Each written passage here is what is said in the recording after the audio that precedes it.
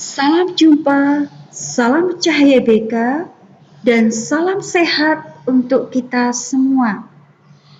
Anak-anak yang terkasih, pada pertemuan pertama dalam tahun ajaran baru ini, kita akan bersama-sama belajar dan mendalami materi pendidikan agama Katolik dan budi pekerti dengan subtema Allah adalah sumber keselamatan yang sejati.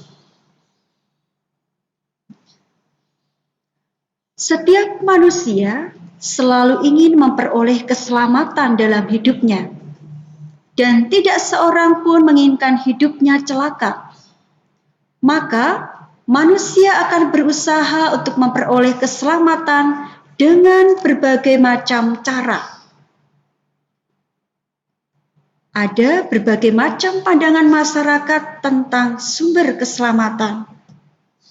Contohnya, sumber keselamatan yang masih ada di tengah-tengah masyarakat adalah yang pertama, benda atau kalimat yang dianggap memiliki kekuatan gaib atau magis. Di zaman modern ini, kita kadang menjumpai sebagian dari anggota masyarakat kita yang menyandarkan keselamatan hidupnya pada benda-benda atau kalimat yang dianggap memiliki kekuatan gaib. Seperti misalnya jimat, pusaka, aji-aji, dan benda-benda lain yang dianggap keramat. Mereka yakin bahwa itu semua akan memberikan jaminan keselamatan dalam hidup mereka. Sumber keselamatan yang masih ada di tengah-tengah masyarakat yang kedua adalah barang-barang duniawi atau harta kekayaan. Bagi penganut paham materialisme, kekayaan dan barang-barang duniawi dianggap dapat memberikan jaminan keselamatan dalam hidupnya. Mereka akan berusaha dengan berbagai macam cara, bahkan tidak menutup kemungkinan mereka akan menghalalkan berbagai macam cara untuk mengumpulkan harta sebanyak-banyaknya dalam hidup mereka. Mereka yakin bahwa dengan hidup bergelimpangan, harta dapat menjamin hidup mereka. Sumber keselamatan yang masih ada di tengah-tengah masyarakat yang lainnya, yaitu kemajuan ilmu pengetahuan dan teknologi. Berkat kemajuan ilmu pengetahuan, terutama di bidang kesehatan dan kedokteran, dapat memperpanjang hidup manusia dan menekan angka kematian. Sehingga mereka memiliki keyakinan dan mendewakan kemajuan ilmu pengetahuan dan teknologi itu dapat memberi jaminan keselamatan hidup mereka.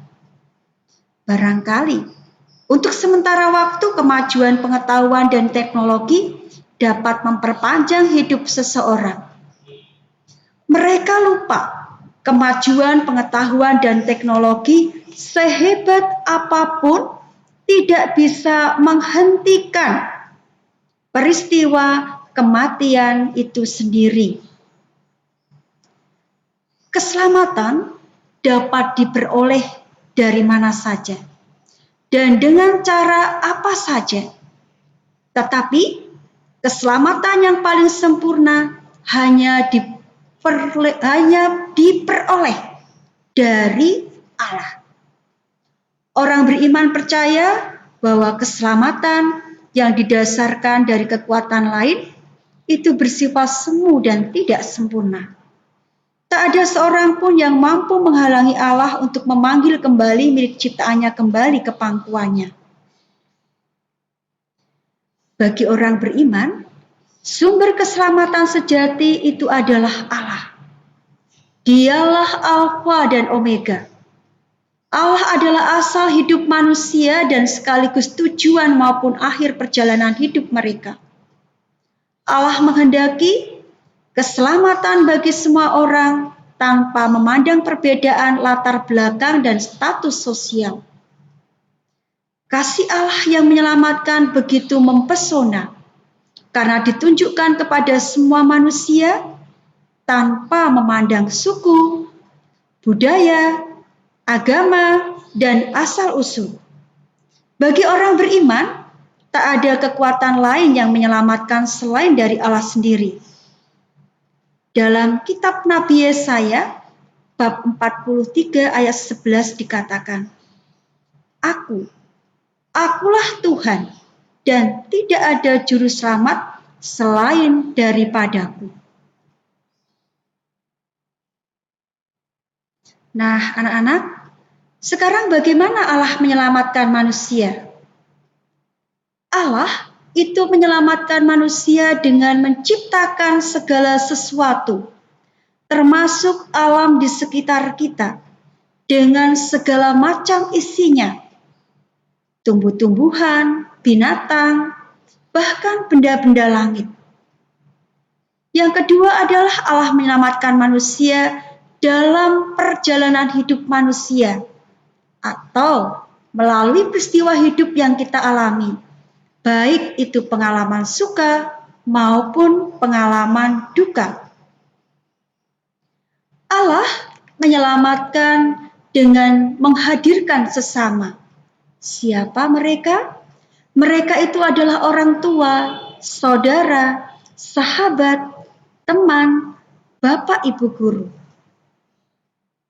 Dan Allah menyelamatkan manusia juga melalui Yesus Kristus yang hadir sebagai juru selamat manusia.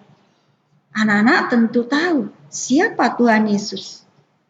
Yesus adalah putra Allah yang turun ke dunia, yang diutus oleh Allah untuk menyelamatkan manusia, untuk memberikan pembebasan atas segala dosa-dosa manusia. Nah, bukti Allah mengasihi semua orang. Apa buktinya bahwa Allah itu mengasihi semua orang? Ternyata ada buktinya.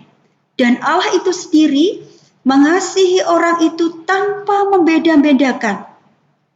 Allah mengasihi orang itu tidak mengenal apakah dia orang baik, apakah dia orang jahat, apakah dia orang miskin, apakah dia orang kaya, apakah dia cantik, apakah dia cakep atau ganteng. Semua bagi Allah Ia kasihi. Nah, termasuk orang-orang yang berdosa, orang yang sudah melakukan kesalahan pun Allah tetap mengasihi.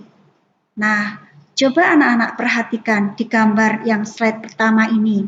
Nah, itu adalah gambar yang mengisahkan tentang Zakius. Zakius adalah pemungut cukai. Kita semua sudah tahu siapa Zakius. Zakius dikenal sebagai pemungut cukai dan banyak orang tidak menyukai Zakius oleh karena pekerjaannya. Dia banyak dibenci orang.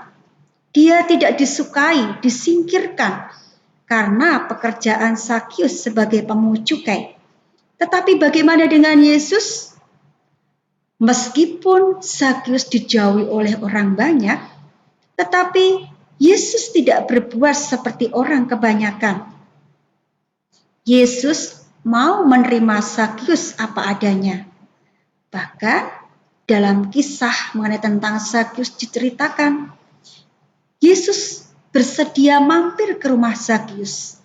Dan akhirnya Zakius makan bersama dengan Yesus. Dari pertemuan inilah maka Zakius mengalami sebuah perubahan hidup yang luar biasa. Dia berubah menjadi orang yang baik. Yang kedua, coba perhatikan. Kita masih ingat ya, siapa dia? Dia adalah seorang perempuan. Perempuan yang kedapatan berbuat zina. Dia pada waktu itu akan dihukum rajam oleh orang banyak karena dia kedapatan berbuat zina. Tetapi bagaimana dengan Yesus? Apakah Yesus menghukum dia? Ternyata tidak. Yesus tidak menghukum, tetapi memperingatkan kepada perempuan yang kedapatan berbuat zina itu. Dan dia mengampuni perempuan itu dan meminta perempuan itu untuk mengubah cara hidupnya. Lalu berikutnya, dalam Perjanjian Lama, kita perhatikan, di sini adalah gambar Kain dan Habel. Kita semuanya tentu ingat bagaimana kisah Kain dan Habel. Kain yang merasa iri hati dengan Habel, karena persembahan Habel diterima oleh Tuhan, sedangkan persembahan Kain tidak diterima, yang mengakibatkan timbulnya kebencian dalam diri Kain, yang pada akhirnya Kain membunuh Habel adiknya. Meskipun Kain telah bersalah, tetapi ternyata Allah juga tetap masih memberikan perlindungan kepada Kain. Agar apa? Agar dia tidak dibunuh oleh orang lain. Nah, setelah Kain membunuh Habel, itu terdapat dalam kitab Kejadian. Nah, mengapa Allah itu tetap berkenan mengasihi orang yang tidak baik? Karena Allah itu ingin memberikan kesempatan kepada mereka yang bersalah atau berdosa, supaya mereka mau bertobat. Kemudian Allah juga ingin mencari dan menyelamatkan orang-orang yang tersesat.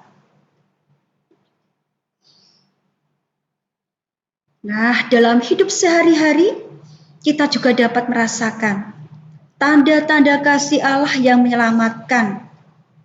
Melalui siapa saja?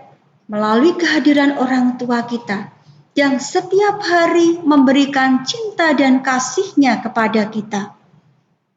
Kasih orang tua yang tiada batasnya. Saudara, keluarga, guru, sahabat, para perawat, dan para dokter, dan juga sesama kita yang dijumpai di sekitar kita. Nah, menyadari akan begitu besar kasih Allah dalam upaya menyelamatkan manusia, maka manusia dituntut untuk menanggapinya dengan menyerahkan diri secara total kepada kehendak Allah. Dalam hidup sehari-hari, kita juga dapat menanggapi kasih Allah. Dengan cara apa? Misalnya, bisa dengan berdoa, mengikuti perayaan Ekaristi, berbagi kasih kepada sesama yang kita jumpai, siapapun mereka, tanpa memandang perbedaan. Membantu teman kita yang mengalami kesulitan dalam memahami materi pembelajaran di sekolah. Menjenguk dan mendoakan teman yang sakit. Membesarkan hati mereka yang lemah karena penderitaan dan sebagainya. Nah, sekarang yang menjadi sebuah refleksi bagi kita semua. Kemajuan zaman yang demikian pesat tidak menjamin manusia lebih beriman. Mereka seringkali melupakan Tuhan dan menyadarkan hidupnya pada hal-hal yang bersifat duniawi. Mereka lupa bahwa Tuhanlah yang menciptakan alam semesta dan isinya. Dialah yang memberikan nafas kehidupan. Tuhan itu penguasa alam semesta. Ketetapan Allah mutlak tak dapat diganggu-gugat oleh siapapun. Kehebatan manusia tidak pernah dapat menghentikan rencana Tuhan. Sadarkah kita akan hal itu? Apakah kita sungguh-sungguh menyerahkan hidup kita kepada Tuhan?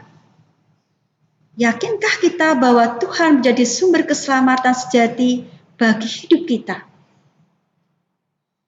Marilah kita bersama-sama merefleksikan perjalanan hidup kita selama ini. Anak-anak yang terkasih, demikianlah yang bisa tersampaikan dari materi pertemuan yang pertama ini.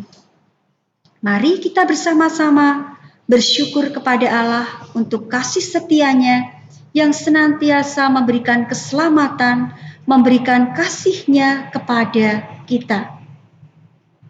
Mari kita senantiasa juga berbagi kasih kepada siapapun yang ada di sekitar kita.